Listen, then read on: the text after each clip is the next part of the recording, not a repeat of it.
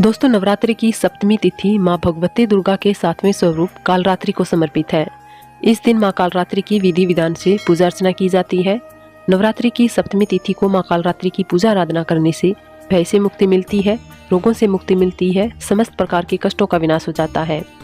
इसके साथ ही भूत प्रेत, अकाल मृत्यु या रोग शोक आदमी का जो भय होता है, हमेशा एक अज्ञात भय रहता है, तो सभी प्रकार की परेशानियों से मुक्ति मिल जाती है माँ कालरात्रि की आराधना करने से।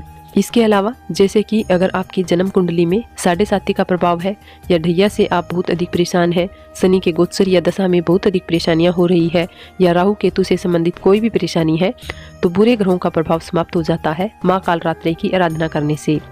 तो देखिए, माँ कालरात्रि दुष्टों का विनाश करने के लिए जानी जाती है, इसलिए इन्हें कालरात्रि नाम दिया जाता है और अपने भक्तों का हमेशा कल्याण करती है, अपने भक्तों की हमेशा रक्षा करती है, अपने भक्तों को सुफल प्रदान करती है। इसलिए माँ कालरात्रि का एक नाम शुभम करीबी है। अगर नवरात्रि की सप्तमी तिथि पर विधि विधान से समर्पित भाव से सच्चे मन से माँ कालरात्रि की आराधना की जाती है तो समस्त प्रकार के दुख और संतापों से मुक्ति मिल जाती है। इसलिए नवरात्रि की सप्तमी तिथि पर माँ कालरात्रि की आराधना अत्यंत आवश्यक है। तो आज के इस वीडियो में आप जानोगे कि माँ कालरात्रि की आराधना हमें किस प्रकार से करनी चाहिए, किन मंत्रों का जप करना चाहिए, माँ का स्वरूप क्या है जिसका हमें पूजा के समय ध्यान करना है, आज के दिन माँ का प्रिय भोग कौन सा है और आज के दिन हमें किस रंग के वस्त्र धारण करने चाहिए, कौन सा पुष्प माँ को अत्यंत प्रिय है। माँ कालरात्रि से संबंधित संपूर्ण पूजा विधि आज आप इस वीडियो में जानोगे।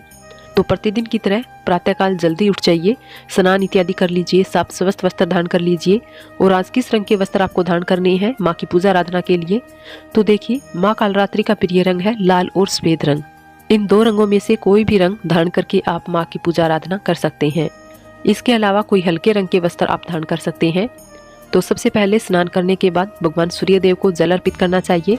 उसके बाद अपने घर के मंदिर में या जहाँ पर आपने माँ की चौकी स्थापित की है वहाँ आ जाइए। अपने दोनों हाथ जोड़कर माँ दुर्गा और जो देवी देवता है जो चौकी पर विराजित है सबको प्रणाम कीजिए। उसके बाद शुद्ध आसन डालकर आपको वहाँ बैठना है। पूजा की सभी सामग्री पहले से ही एकत्रित करके रखिए, बार बार आपको आसन से उठना ना पड़े।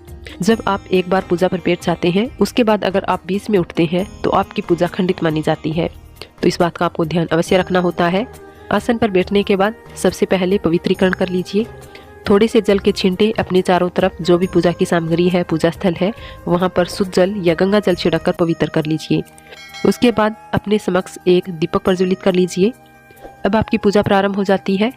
अपने आसन के नीचे थोड़ा सा जल डालकर 2 उंगलियों से अपने मस्तिष्क पर 2 बार तिलक लगा लीजिए। अब आपकी पूजा प्रारंभ हो जाती है। इसके बाद आप जब तक आसन पर से नहीं उठ सकते, जब तक आपकी पूजा संपूर्ण नहीं हो जाती।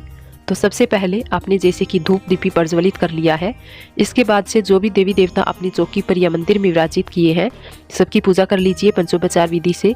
जो भी सामग्री आपके पास उपलब्ध है सभी सामग्री एक एक करके कलश देवता, भगवान गणेश, नवग्रह मंडल, षोडश मातृका या और भी कोई देवी देवता जो अपनी चौकी पर विराजित किए हैं सबकी पूजा कर लीजिए।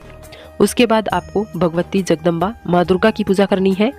तो जैसे कि आज सप्तमी तिथि है, माँ कालरात्रि का ध्यान करना है, तो माँ कालरात्रि का ध्यान करने के लिए अपने दाहिने हाथ में अक्षत और पुष्प लेकर माँ कालरात्रि का ध्यान कीजिए।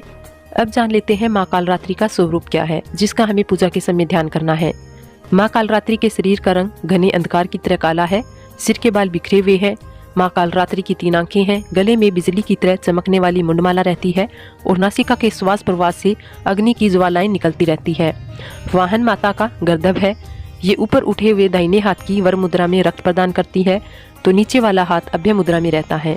बाईं तरफ के ऊपर वाले हाथ में लोहे का कांटा और नीचे वाले हाथ में लोहे की कटार रहती है। और माँ कालरात्रि जिस पर प्रसन्न हो जाती है उन भक्तों की बड़ी से बड़ी विपदा का भी समापन हो जाता है। तो माँ कालरात्रि के इसी स्वरूप का ध्यान आपको करना है आज के दिन। और माँ का बीज मंत्र क्या है जिसका आपको आज जप करना है ध्यान करते समय, या देवी सर्वभूतेषु माँ कालरात्रि रूपेण संस्थिता नमस्तस्यै नमस्तस्यै नमस्तस्यै नमो नमः। दूसरा है ओम देवी कालरात्रे नमः। बीज मंत्र है, माँ का बीज मंत्र है क्लीम एम श्री कालिकाय नमः। तो इनमें से किसी भी मंत्र के द्वारा आप माँ का ध्यान कर सकते हैं और अपनी इच्छा के अनुसार इन मंत्रों में से कोई भी मंत्र 11 या 21 बार जप अवश्य करें।